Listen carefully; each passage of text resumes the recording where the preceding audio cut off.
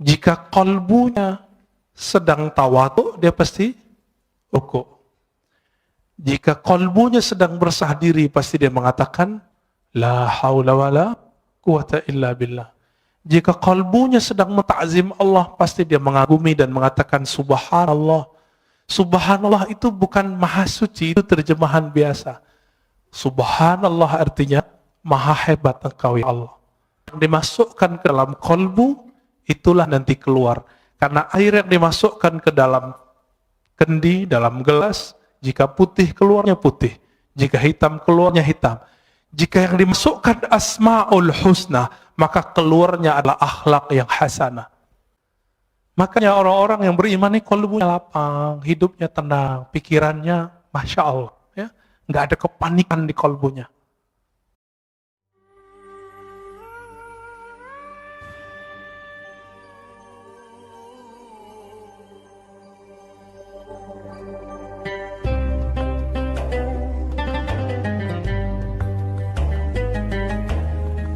Al-qalb, karena kata qalbu di Quran lebih dari 100 kali dengan jamak dan mufrad, ada lebih dari 100 kali, semua menyebutkan tentang ahwal rohani, bukan ahwal jasmani.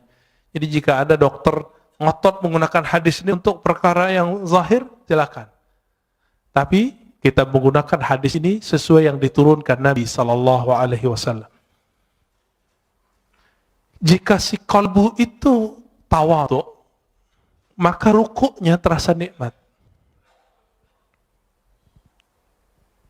Maka Bapak Saudara Allah, ketika imam itu kunut, tidak ada perasaan ingin keluar dari imam jika tidak berkunut. Perasaannya biasa aja. Bisa ikut kunut, bisa tidak. Tapi tidak ada perasaan ingin keluar dari imam. Imamnya ahli bid'ah. Nggak ada perasaan itu. Terbersih ada perkataan itu di kalbu, dia sudah rusak. Bagaimana mungkin di dalam sholat kita buruk sangka dan mengatakan seseorang itu buruk gitu. Betapa buruknya rohani ini. Oleh karena itu kami, meskipun misalnya diimami oleh seseorang yang tidak hafal Quran, bacaannya salah-salah, itu kita biarin aja dulu. Nanti selesai sholat, kalau nggak ada orang baru kita kasih tahu. Kenapa? Siapa yang menggerakkan dia jadi imam? Salah siapa kita nggak maju jadi imam? Gitu. Bapak saudara makan Allah, satu kali guru kami wafat. Maulana Syekh Muhammad Nuruddin Al-Khalidi An-Naqsyabandi. Ketika beliau wafat, itu hujan Masya Allah. Imam Az-Zahabi menyebutkan satu perkataan dari seorang imam ahli hadis di abad ke-6 Hijriah. Apa kata beliau?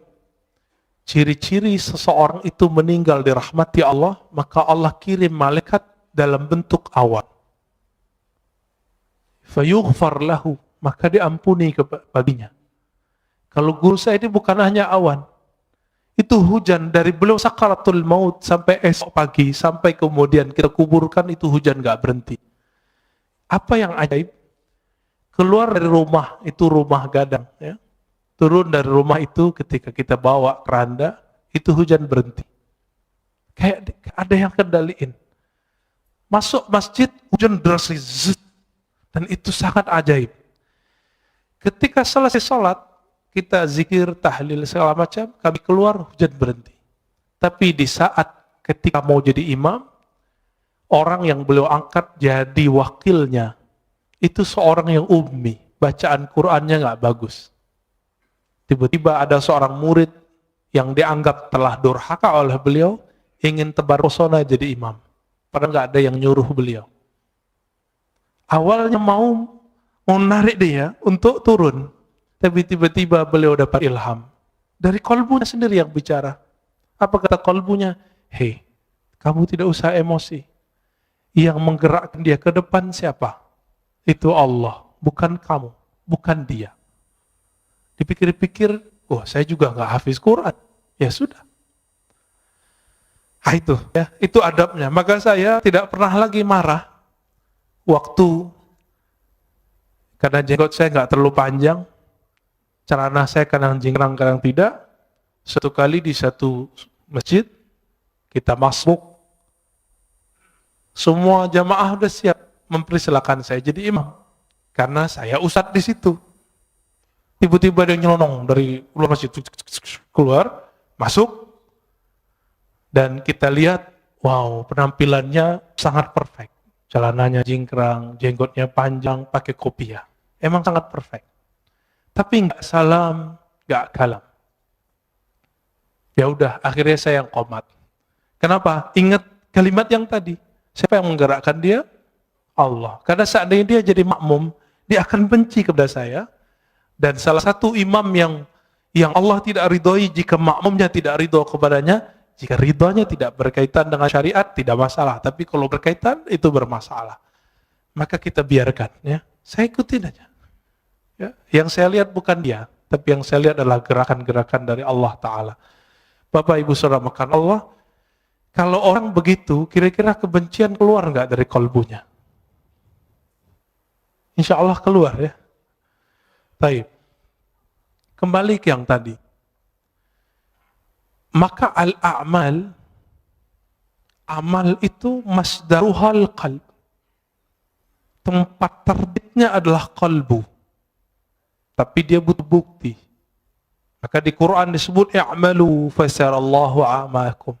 Beramallah kamu, maka Allah akan memperhatikan amalmu. Nah, pertanyaannya, merasa diperhatikan Allah nggak tadi sholatnya? Berarti sholatnya belum ngamalin ayat ini. Coba, mulai hari ini, beramal itu karena ayat itu. Beramallah kamu, Allah akan pandang amalmu. Tapi apa yang Allah pandang? Maka ditaksis dengan hadis Nabi Sallallahu Alaihi Wasallam, hadis Imam Muslim tadi dan Imam Bukhari juga ada yang semakna bahwa Allah memandang ke kalbumu.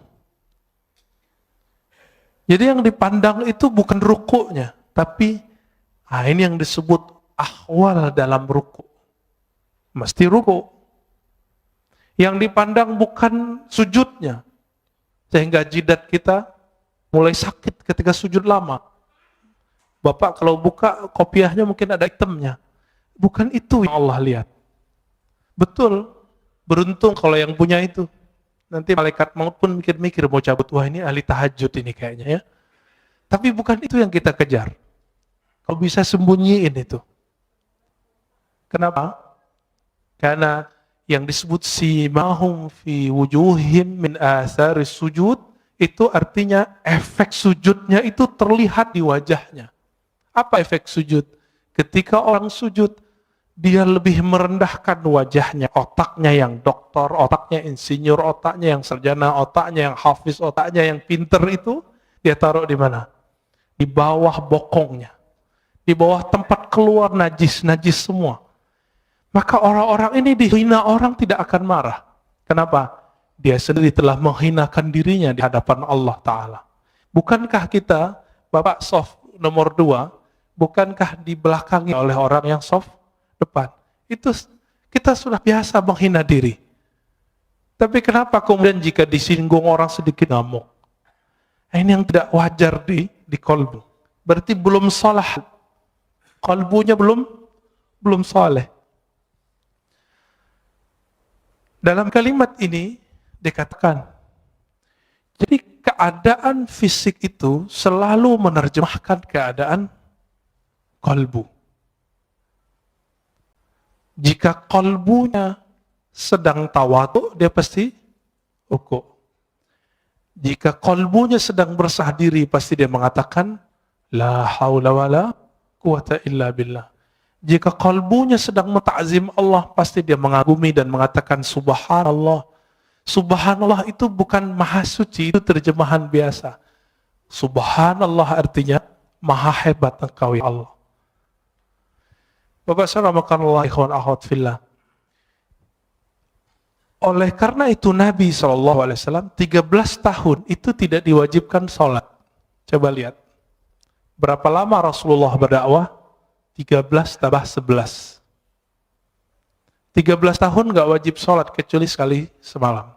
Surat Al-Muzammil. Umil Layla. Bangunlah malam hari. Itu aja.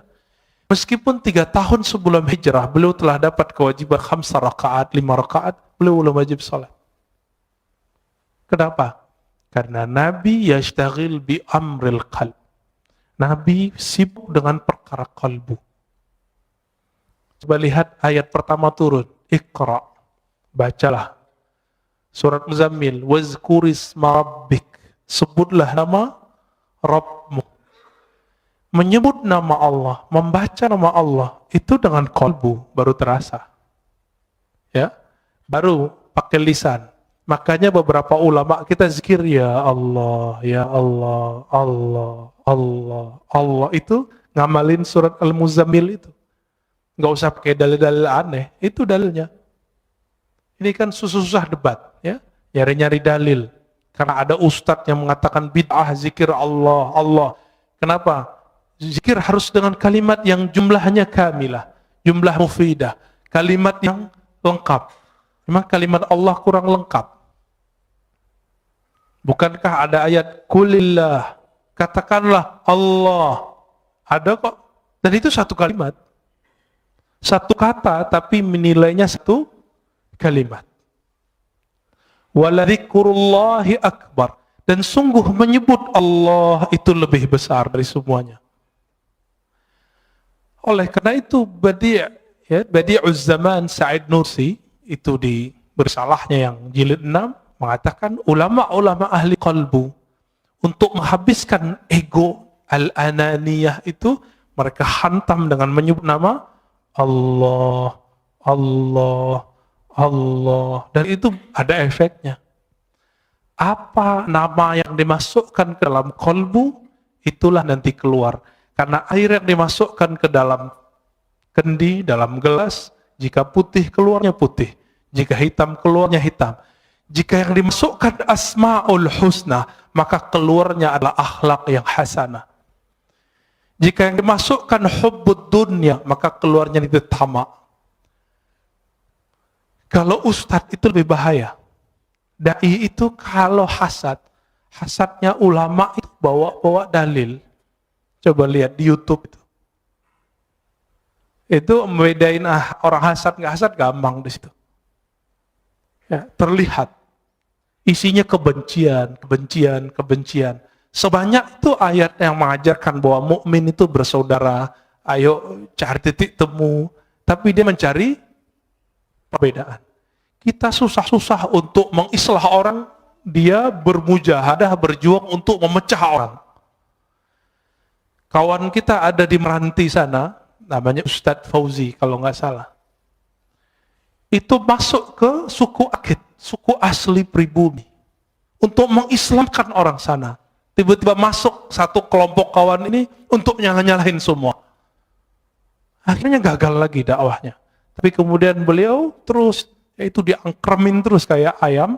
Mereka kan datang cuma sekali, ini datang terus, ya. Bahkan tinggal di situ. Itulah khuruj fisabilillah selama-lamanya di situ. Ya nggak butuh lagi khuruj 3 hari itu. Nggak butuh lagi khuruj 40 hari. Kenapa? Satu nafasnya telah khuruj. Satu nafasnya telah jihad fisabilillah. Siapa yang berani, Pak? Meninggalkan tengah kota, pergi ke pelosok, tinggal di situ. Ya, saya pun nggak kuat.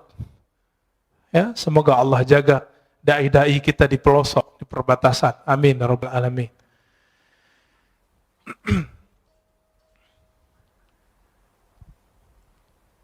Oleh karena itu masyayikh kita mengajarkan zikir qalbu ketika latihan, maka kurangi dulu zikir-zikir fisik. Dulu kami latihan 40 hari, itu cuma zikir qalbu. Yang wajib-wajib kita nggak boleh tinggal. Sholat jamaah, 5 waktu, sholat Jumat. Yang itu kita kejar terus. Tapi kerjanya ngapain? Setelah sholat, zikir. Setelah zikir, zikir. Setelah zikir, zikir. Setelah zikir, zikir. Sampai tidur pun zikir. 40 hari, 40 malam. Kami kurangi makan, kurangi tidur, kurangi macam-macam kata-kata orang sekitar. Ngapain itu? Itikaf kan 10 hari doang kok 40 hari. Dia lupa, Nabi Yunus itu itikafnya di dalam perut ikan berapa hari? 40 hari. Nabi Musa di Tur Sina 40 hari. Nabi Muhammad SAW di Goa Hira juga 40 hari, dan itu rutin terus. Jadi kalau ingin mewarisi rohani Rasulullah SAW, minimal apa yang telah beliau fikskan, 10 hari. Bisa nggak ninggalkan dunia? 10 hari sebelum betul-betul kita meninggalkannya. 10 hari nanti bisa nggak Pak? Tapi handphonenya off. Tidurnya dikurangi, makannya dikurangi, maka harus ada tim gizi ketika orang itikaf. Di sini ada dokter, ada ahli gizi. Silakan Pak ngobrol nanti. Kurangi makan daging, boleh makan daging. Tapi kalau cuma itikaf makan daging, syahwatnya besar, nggak bisa ngapa-ngapain. Maka disebutkan taklilut ta'am, mengurangi makan, termasuk memilih makan-makan yang ringan-ringan. Maka kami 40 hari itu, sampai hari ke-20 vegetarian. Hari ke-21 baru makan daging. Karena ngobrol dengan dokter. Kata dokter, sel-sel itu kalau nggak dapat daging selama 20 hari, maka dia akan makan yang ada di tubuh. Padahal itu udah tertulis oleh Maulana Khalid Al-Baghdadi dalam kitabnya. Beliau bukan dokter. Tahu dari mana coba? Tapi dapat ilham. Maka ilham qalbu, jika dipertemukan dengan kajian-kajian ilmiah, ketemu. Karena ilmu itu dari Allah Ta'ala. Ilmu dari Allah. Allah yang disebut Al-Alim, sumber semua ilmu. Jika dipertemukan ilmunya orang belajar grammar dengan orang belajar manhaj qalbu sama. Yang mempertemukan namanya Imam Al-Qushairi. Punya kitab judulnya Nahwul Qulub, Nahwul Qalb. Grammar qalbu. Ada Pak kitabnya? Kawan kita sudah buat disertasi S3 untuk itu. Tapi semoga dia juga mengamalkannya. Ya. Jika di kolbu itu muncul kezuhudan, sekarang kita langsung masuk. Jika muncul kezuhudan, maka orang itu nanti akan suka puasa. Jadi puasa itu efek warid yang datang ke kolbu. Apa arti warid? Anugerah rohani datang ke kolbu. Zuhud itu nikmat yang lebih besar dari dunia dan seisinya. Orang kalau sudah masuk zuhud ke kolbunya, hidupnya kenyang. Nggak ada keluh kesah, kebahagiaan itu ada meskipun dunia tidak di tangannya. Tapi orang-orang zuhud bukan berarti dia orang miskin. Banyak orang miskin cinta dunia. Tiap hari mikirin gimana makan. Berarti dia belum zuhud. Jadi rugi 2 kali, udah miskin gak zuhud. Orang kaya itu paling bisa zuhud, karena dunia sudah di tangan. Tapi kalau kolbunya tidak dapat zikir kolbu, jadi kolbu itu punya zikir. Zikir lidah, la ilaha illallah, subhanallah. Zikir kolbu, Allah, hu, hay, qayyum. Asma'ul husna itu zikir kolbu. Dan ini harus diambil dari ahlinya. Sebagaimana kalau kolbu kita sakit, kalau badan kita sakit, kita datang ke dokter. Dan masalah kita semua apa? Masalah kita cuma satu, kita nggak adil dengan kolbu. Giliran sakit badan, ya repot kemana-mana. Ini virus corona aja udah rame kemana-mana. Ya. Tapi kalau ada virus kolbu, orang nggak rame. Udah berapa tahun nggak khusyuk? Beberapa tahun tidak menikmati baca Quran. Kok nggak datang-datang ke ahli kolbu? Waras nggak sih? Gitu. Adil nggak? Ini yang disebut innallaha yuhibbul muqsitin. Maka Allah sebut orang-orang yang berilmu yang adil itu qaiman bil qist. Orang-orang yang berilmu itu dia betul-betul adil terhadap dirinya. Kita nggak adil. Cari dunia dari pagi jam 6, pulang pun jam 8, 12 jam. Tapi cari akhirat, kita ajak setengah jam aja bilang apa? Ustadz, saya ini sibuk. Ada seorang ibu-ibu minta diajarkan zikir, kita ajarkan zikir. Terus bilang, Ustadz, nggak ada zikir yang ringan, saya ini sibuk. Saya tanya, ibu umur berapa? 70. 70 karyawati, pragawati. ASN. Enggak, terus apa sibuknya? Bingung juga dia. Berarti selama ini kita ini sok sibuk. Dan semua orang mengundur amalnya sampai dia udah tua. Berarti warid belum datang ke kolbunya. Dia memulai amal selama ini selalu dari zahir, belum dari kolbu. Maka Imam Bahauddin Syah Naqsyaband mengatakan apa? Ketika orang sibuk dengan perkara zahir, maka kajian zikir pertama kami adalah zikir kolbu. Bidayatu tariqatina, nihayatu turuq. Awal dari cara zikir kami adalah akhir dari semua zikir yang dipelajari oleh orang-orang di luar. Itu manhaj beliau. Jadi orang kalau sudah sibuk zikir, salat baru zikir kolbu. Kalau beliau enggak, kolbu dulu. Kenapa? Ala wahyal qalb.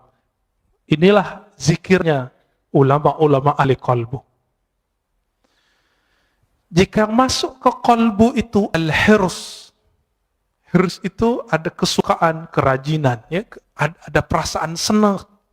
Maka orang ini akan rajin tahajud, rajin sedekah, rajin semua zikir itu kayaknya ringan di tangannya, ringan di lidahnya. Bapak saya makan Allah, dulu seorang kawan saya berdoa, Allahumma adim alaina zikrak. Ya Allah, dawamkan zikir kami kepadamu. Saya tegur, jangan doa begitu. Yang Nabi ajarkan, Allahumma a'inni ala zikrik. Ya Allah, bantu aku menyebut namamu. Karena Nabi tidak pernah mengajarkan, ya Allah, dawamkan zikir di kalbu kami. Itu mustahil, kecuali Rasulullah SAW. Dalam sholat pun kita masih ingat selain Allah Ta'ala. Jika yang datang di kalbu itu syauq, rasa rindu yang dalam, maka orang ini biasanya zikirnya mulai bergerak. Nah, zikir ini yang jarang datang ke kita. Minimal gerak matanya nangis, itu zikir rindu. Jadi rindu itu datang dulu ke kolbu, baru saat dia berzikir ada rasa nangis. Bukankah sebagian Bapak Ibu ketika mendengarkan imam kita tadi sholat, teringat mana? Sudais. Ya, semoga Allah muliakan beliau. Amin. Kita teringat itu. Bagi mereka yang punya pengalaman sholat di belakang Sudais, dia rindu, dia bisa nangis. Itu baru rindu dengan imam dunia. Imam sholat di Mekah. Bagaimana imam al-a'immah Sayyidina Rasulullah SAW. Maka orang ini saat mengatakan Allahumma salli ala Sayyidina Muhammad, air matanya pasti mengalir. Itu yang disebut dalam syair-syair Hisan bin Sabit. Kullul qulub, semua kalbu itu rindu kepada Nabi. Tapi bukti rindu itu hanya satu. Dumu'ul ain. Ketika air mata itu berkaca-kaca, air mata itu mengalir. Atas dasar itulah ulama kita punya majelis khusus, namanya majelis sholawat. Karena itu majelis kerinduan. Imam Ibn Arabi yang disesatkan orang di zamannya, dia jauh dari semua kesesatan itu. Karena beliau ahli hadis. Saya S1 meneliti beliau. Ibn Arabi menulis kitab Tarjumanul Ashwaq. Sebelumnya beliau seorang ahli hadis. Meriwayatkan hadis dengan sanadnya sendiri sampai ke Rasulullah.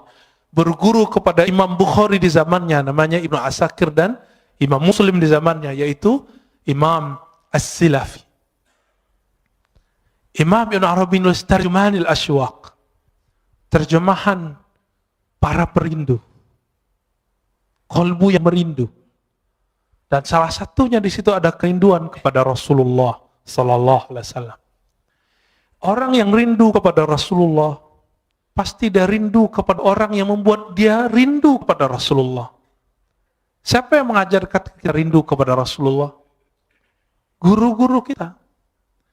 Guru-guru ini yang mengajarkan rindu. Maka rindu kepada Rasulullah itu bersanad. Ini yang Nabi katakan, tuba liman ra'ani wa amanabi. Tuba liman ra'ani wa liman ra'aman ra'ani. Beruntung orang yang memandangku. Kalau nggak ketemu aku, dia ketemu murid-muridku. Atau murid dari muridku. Ini yang disebut tuba. Bagaimana Bilal ibn Rabah? Ketika Omar datang ke Damaskus, Bilal dipanggil. Wahai Bilal, kami rindu Rasulullah. Apa kata Bilal? Lalu apa yang harus kau lakukan? Kata Umar, tolong engkau azan. Ingatkan kami kepada azannya di zaman Rasulullah SAW. Lalu dia azan. Setelah sekian lama Rasulullah wafat, dia nggak mau azan. Kenapa? Setiap kali dia azan, dia bisa pingsan. Itulah rindunya, seseorang perindu. Dia bergerak, badannya bergetar ketika rindu. Kalau dia kuat, dia bisa terus. Jika tidak, dia pingsan. Dan Bilal bin Rabah sampai di asyhadu an la ilaha illallah. Sampai di asyhadu anna Muhammadar Rasulullah. Ketika sampai di bagian itu, dia tidak sanggup lagi menahan tangisnya. Dia berhenti, tersenduh-senduh, baru dia lanjutkan. Bahkan di riwayat lain beliau pingsan. Itulah para perindu. Makanya zikirnya para perindu itu ada 3. Jika di mata dia menangis, jika di tubuh dia bergerak, jika tidak kuat maka dia pingsan. Inilah zikir-zikirnya qalbu. Karena sebab syauq datang, rasa rindu itu datang. Dan rindu itu sumbernya satu, al-mahabbah, rasa cinta kepada Allah dan Rasulullah. Bapak saudara makan Allah, terkadang kalau orang rindu itu gombal. Benar nggak? Kalimat-kalimatnya aneh-aneh. Dalam ilmu zikir, ilmu qalbu disebut dengan syatahat. Apa arti syatahat? Kalimat yang lompat dari mulut karena gejolak-gejolak rindu dalam kalbu. Jika seseorang merasakan rindu tersebut, maka muncullah syatahat. Inilah yang muncul pada Imam Junaid, Imam Abu Yazid Al-Bustami, bahkan imam seperti Al-Hallaj. Al-Hallaj mengatakan, ma fi jubbati illallah. Di jubahku hanya ada Allah. Dia tidak dihukum karena dia ngomong itu. Tapi dia ketika mengatakan, haji itu cukup di rumah. Tapi itu ternyata bukan perkataan dia. Jadi dulu karena buku tidak ada copyright-nya, salah satu bukunya tentang asrar haji disalin oleh orang tertentu, lalu ditambahkan di situ, haji tidak perlu ke Mekah, cukup di rumah. Ketika dihakimi, dibawa ke pengadilan, Al-Hallaj ditanya, ya Hallaj, hadza kitabuk? Hei Hallaj, ini kitabmu? Hallaj mengatakan, oh itu judul kitabku, tapi dia tidak tahu isinya. Langsung hakimnya mengatakan, taib, kamu zindik, kamu fasik, langsung divonis esok hari, dipenggal. Al-Hallaj, wafat tahun 309 Hijriah. Kata Imam Al-Ghazali, seandainya aku jadi qadhinya, jadi hakimnya, tentu aku tidak akan mau hukumi gantung baginya. Itu kata Imam Ghazali. Tapi ya sudah, ya. Tilka ummatun qad khalat laha, ya, ma kasabat. Kita lanjut. Sampai jam berapa? Masya Allah. Nanti sholat syuruknya diundur, ya. Ngaji lebih afdal daripada sholat. Imam Ibnu Majah meriwayatkan dari Nabi SAW bahwa mempelajari satu bab ilmu lebih afdal dari sholat 100 rakaat. Ya. Baik. Jika yang muncul di qalbu itu al-khauf, dia juga nangis. Apa arti khauf? Rasa takut. Tapi bedanya, al-khauf ini beda dengan syauq. Jika syauq bikin orang bergetar, tapi kalau khauf tidak, bikin orang diam. Ada lagi raja. Raja itu harap. Jika orang berharap, Allah menerimanya. Bapak saudara makan Allah, kita ini semua punya dosa. Benar nggak? Mulai dari ujung rambut sampai ujung kaki. Tapi apakah dengan dosa itu kita berhenti beramal? Enggak. Masih ingat Salahuddin Al-Ayyubi? Salahuddin Al-Ayyubi, seorang pejuang hebat, raja di zamannya, sultan, itu pernah meminum khamar. Kata Imam Zahabi dan Siyar A'lamin Nubala, kana yashrabul khamr. Dulu Salahuddin ini enggak sholah, enggak bagus. Ngapain dia? Namanya kan Ayub atau Yusuf, ya. Salahuddin ini dulu suka minum khamar. Orang kalau minum khamar pasti zina. Orang zina ya lanjut judi semuanya lengkap. Nakalnya bukan main. Maka jangan kalau ada anak muda hari ini malam-malam kita lewat, dia minum khamar, dia jahat, jangan benci dulu. Siapa tahu nanti dia jadi mujahid fi sabilillah. Jangan benci dulu. Ya, tadi kita pas lagi nyetir, tiba-tiba ada yang ya anak orang pakai motor truk-truk, ya, suka-suka dia. Saya mikir jangan-jangan ini Salahuddin. Menghibur diri. Biar husnuzan, biar gak benci, siapa tahu. Kita punya sahabat, dulu peminum, suka narkobaan, sekarang Masya Allah, amal zikir, banyak. Bahkan ada yang sudah menjadi ustadz, banyak. Ya. Jadi jangan hukumi orang dengan waktu dia bermaksiat. Siapa tahu itu maksiat terakhirnya. Jangan pernah sucikan orang dengan amalnya. Siapa tahu itu amal soleh terakhirnya. Besok dia maksiat terus. Tapi semoga itu tidak terjadi. Maka Bapak Saudara makan Allah, jika di Quran lebih dari 100 kali Allah membicarakan kolbu, kenapa ajaran-ajaran kolbu tidak dominan dalam kajian-kajian kita? Yang dominan apa? Kajian fikih, sunnah, bid'ah. Ingin mempergi kolbu, tapi yang terjadi keras kolbu. Ini coba aja. Kita bertahun-tahun ngaji sunnah bid'ah. Apa yang terjadi? Kolbu keras. Keras bukan main. Karena Rasulullah awal ngajar orang bukan ngajar sunnah bid'ah. Yang pertama diajar oleh Rasulullah apa? Kolbu. Jadi kalau ada orang sibuk dengan sunnah bid'ah, dia salah berguru. Tapi kalau sudah selesai belajar kolbu, baru belajar itu. Jadi saya berbeda sedikit dengan banyak orang. Orang mengira belajar tasawuf itu setelah belajar fikih. Enggak. Bagi saya belajar tasawuf dulu, belajar fikih. Baru belajar akidah lebih awal ya. Akidah, tasawuf, fikih. Kalau enggak yang terjadi nanti debat. Suatu kali Imam Fakhruddin Ar-Razi, pengarang kitab Mafatihul Ghaib, datang ke seorang ahli qalbu. Lalu ahli qalbu itu menyindir Fakhruddin yang punya tafsir sepanjang tangan saya ini. Namanya Mafatihul Ghaib. Dia mentafsir Bismillahirrahmanirrahim 1 jilid. Ini di sini ayat sudah berapa turun di sini, ya. Tapi beliau mentafsir Bismillah 1 jilid. Sampai sekarang kawan saya ngaji Bismillahirrahmanirrahim 7 tahun belum selesai. 7 tahun Pak belum selesai.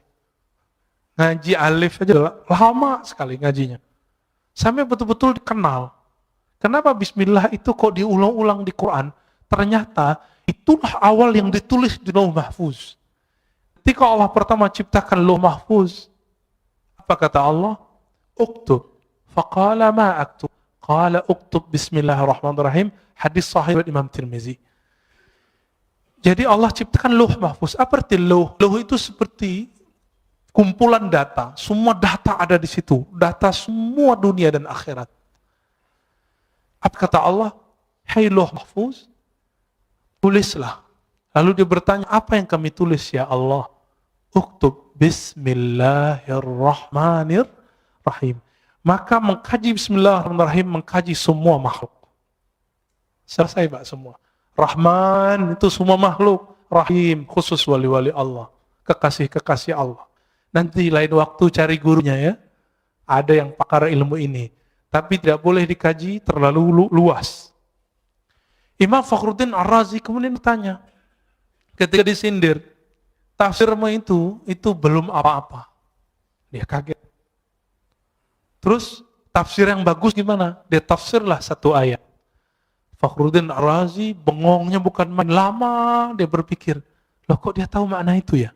Kok saya udah baca buku, mungkin ratusan ribu lembar dia baca buku, kok nggak paham itu? Akhirnya ditanya, wahai Tuan Guru, apa cara engkau memahami kitab Allah dengan rahasia-rahasia tadi? Apa jawaban sang imam? Wahai Fakhruddin Ar-Razi, utruk ri'asah wazhad anid dunya. Tinggalkanlah riasah, kepemimpinan, baik jabatan-jabatan keulamaan, tinggalkan itu dan zuhudlah dari semuanya. Tapi kata beliau, oh kalau itu saya tidak sanggup, ya sudahlah. Maka tidak turun ilmu itu kepada beliau. Turun ke siapa? Turun ke orang setelahnya. Imam Ibnu Athaillah, inilah kitabnya. Ya, turun lagi ke orang setelah Ibnu Athaillah, namanya Ibnu Ajibah, ya. Ada tafsir qalbu. Semoga nanti ada ahli tafsir yang mengkaji tafsir itu. Amin ya rabbal alamin, ya.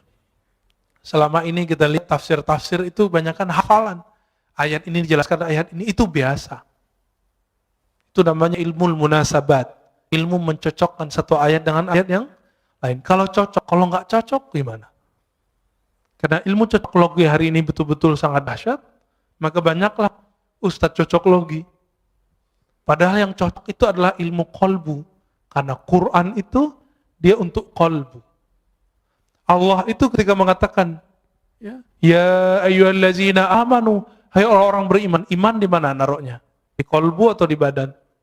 Di qalbu, maka Allah sedang berbicara ke qalbu. Lain ketika Allah mengatakan ya ayuhan nas, hai manusia. Ya. Betul qalbu juga, tapi qalbunya belum beriman, maka dipanggil ya ayuhan nas. Berdasarkan beda-bedanya apa yang datang ke qalbu, maka berbedalah amal. Beda apa amalnya? Antara Nabi Adam dengan Nabi Nuh beda nggak doanya? Beda. Nabi Nuh dengan Nabi Ibrahim beda zikirnya. Nabi Ibrahim dengan Nabi Musa beda zikirnya. Nabi Ibrahim apa zikirnya waktu dilempar ke api? Hasbiyallah wa ni'mal wakil. Cukuplah Allah sebaik-baik yang mengurus melindungiku. Itu api zahir. Apalagi api dunia, api syahwat. Maka salah satu cara terapi orang untuk melemahkan syahwatnya adalah, mengendalikan syahwatnya adalah hasbiyallah wa ni'mal wakil.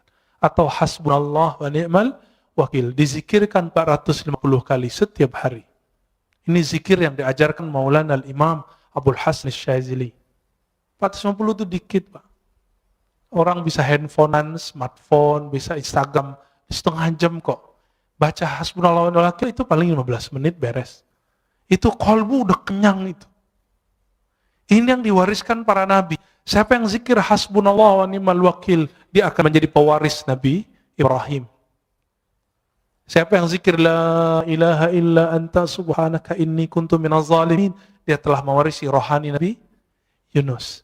Kenapa Nabi mengatakan al-ulama warasatul anbiya? Setiap ulama itu dia mewarisi rohani Pak Nabi. Nabi tidak doktor. Nabi tidak baca kitab. Nabi baca yang di kolbunya. Maka orang yang mewarisi kenabian itu mewarisi kolbu Nabi sallallahu alaihi wasallam. Maka jangan andalkan gelar-gelar kita. Udah lewatin semua itu. Tanya ke dalam kolbu, aku mewarisi Nabi siapa? Dan orang yang disebut kutubul awliya, wali paling poros, yang keberkahan bumi itu karena doa-doanya.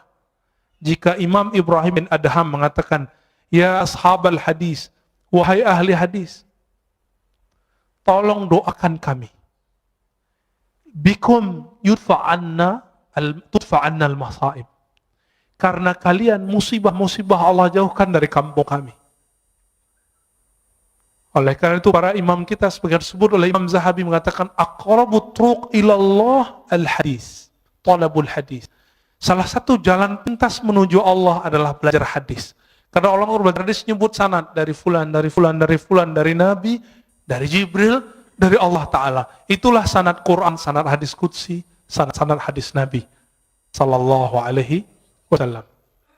Imam Ahmad mengatakan al-qurbu ila Rasulillah qurbun ilallah.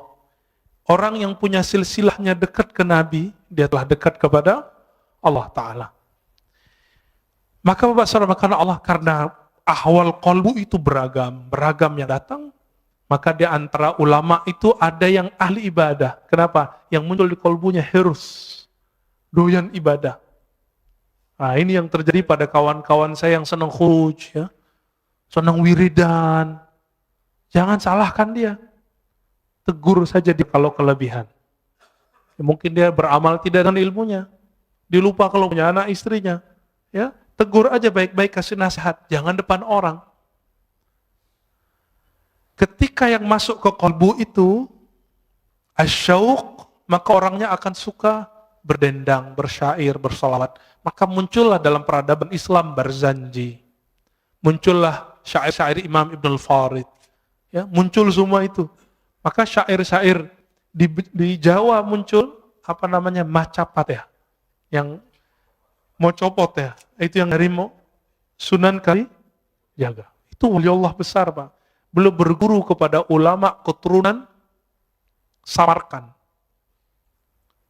Syekh Mahudum bin Ibrahim yang kita sebut dengan Sunan Bonang. Saya ziarah ke kuburan beliau yang di Bawean.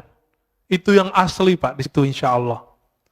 Yang di Tuban itu mungkin petilasannya, wallahu alam. Ya. Kalau orang pakai kolbu, dia tahu itu. Ya. Kawan saya tanya, kok aku sering ziarah ke Tuban, kok nggak ada efek apa-apa ya? Biasanya kita kalau assalamualaikum tuh ada rasanya. Oh, dia lagi nggak di tempat gitu.